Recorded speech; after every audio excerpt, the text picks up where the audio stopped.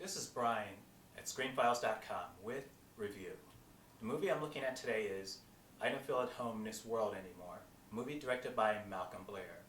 His film was the winner of the 2017 Grand Jury Prize at the Sundance Film Festival of this year. The movie stars Melanie Lazinski and Elijah Wood, and it revolves around her character. She's just an ordinary person living her life as best she can, and one day she happens to be robbed. And this upends her whole universe in that she goes on a quest to get back her belongings, particularly some silverware that belonged to her mother or some person like that. And it's a very simple movie in many ways. In fact, watching it reminded me of Harold and Maude, one of my favorite movies. Very low-key, very laconic in terms of its pacing, deliberately so. And it works really well. But the problem I found with the movie is that it shifts course into this gore-driven, almost exploitation movie about 3/4 of the way through. And it doesn't do it on a dime. It gradually turns towards the violence.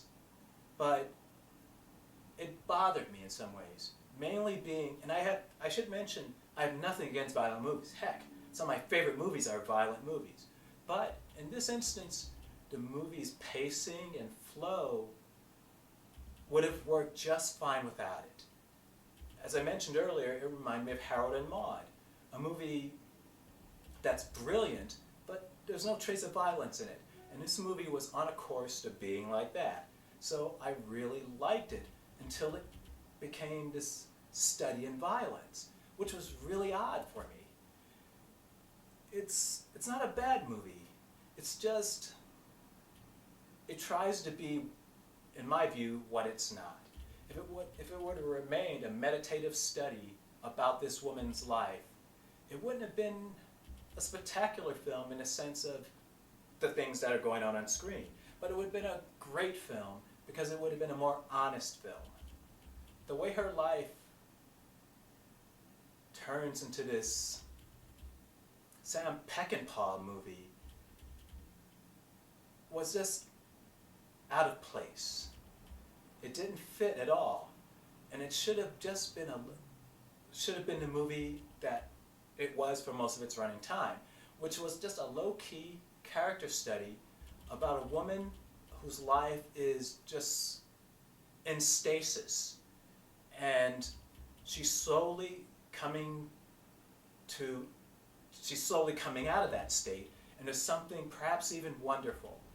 She meets Elijah Wood's character, and he helps her on this quest. And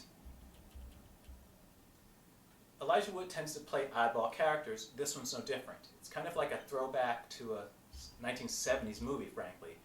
And it's okay. His character's okay. But it's at the beginning of the descent into violence that mars this movie. It's not a bad movie. I want to stress, I Don't Feel at Home in the World Anymore is not a bad movie. It just doesn't need the violence. I'm not sure what point it's trying to make with it, in fact. I was reading the synopsis of this movie on IMDb, and it described Lazinski's character as depressed. And that's an important thing, because watching the movie, I didn't see her as depressed. I just saw her as low-key, as someone whose life is perhaps small. Now, I don't mean that in a negative sense. Most of our lives are small things. They're not big, theatrical things. And that's okay, because there's stories there.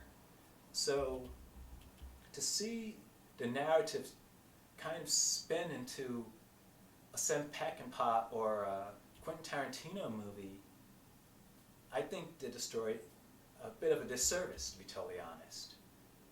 It was a small movie, and if it had remained a small movie, it would have been a better movie, as opposed to integrating these various elements not very well. And so it's worth catching. Though it's worth mentioning that what it tried to pull off is not an easy thing. It's hard to have a movie with comedic elements and dramatic elements and have them mesh well together. Never mind a movie with dramatic elements and almost horror elements and having them mesh.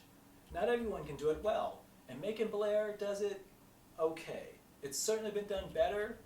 His movie is not bad, but it's just not warranting that treatment. A smaller, quieter movie, sans the violence, would have been a much more enjoyable thing. This is Brian from ScreenFiles.com. Peace.